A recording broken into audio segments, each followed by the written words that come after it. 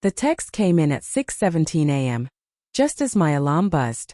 Congratulations on your new property purchase. Welcome to homeowners insurance.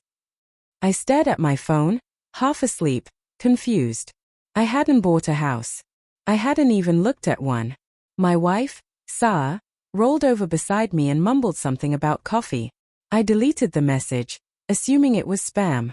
I didn't know then that this was the moment my life quietly split in two, before and after. Over the next few days, the messages didn't stop. Emails about mortgage rates. A voicemail from a bank asking me to confirm employment details. A letter arrived with my full name printed neatly across the top, congratulating me on a successful loan approval. I laughed at first. Someone's really committed to this scam, I told Sarah.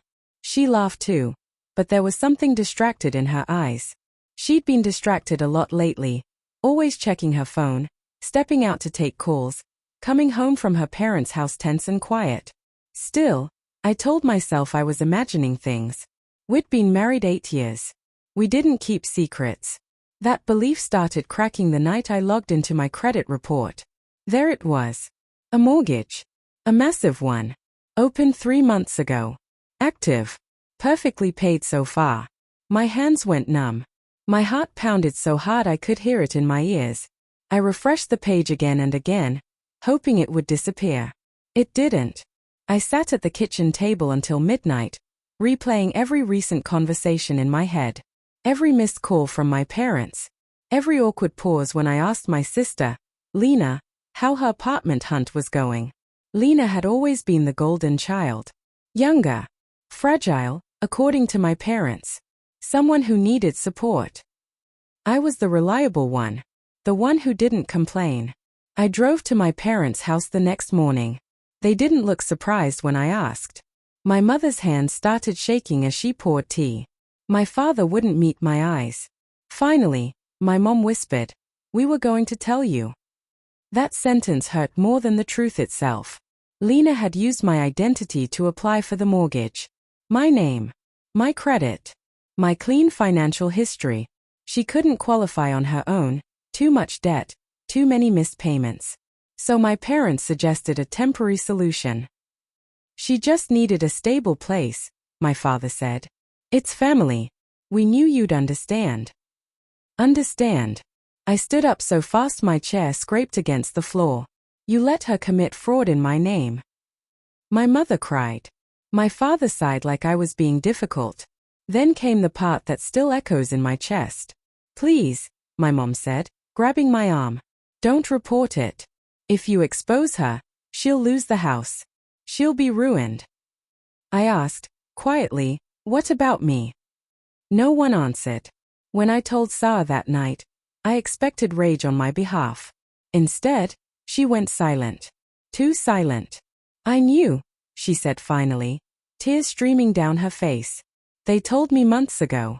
They asked me to help convince you, if it ever came out.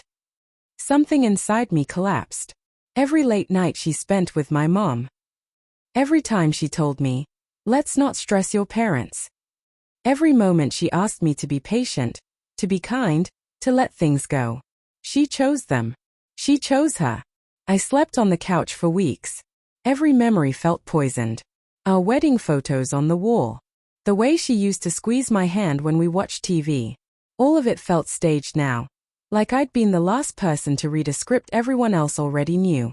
When I confronted Lena, she didn't deny it. She cried. She said she was desperate. She said she meant to transfer it later. She said I was strong enough to handle it. You always land on your feet, she said softly. I don't. That was the moment I realized how my family saw me. Not as a son, not as a brother, but as a resource. The decision tore me apart. Reporting her would destroy my family. Staying silent would destroy me. I chose myself. I filed the report. My parents stopped calling. Lena sent a message saying I'd killed her future. Sarah moved out a month later. She said she loved me, but not enough to stand against everyone else. The house is gone now. So is my marriage. So is the family I thought I had. But when I wake up, there are no more strange texts. No lies under my name. No one borrowing my life and calling it love. I'm rebuilding slowly, painfully, honestly, and for the first time, the life I'm building actually belongs to me.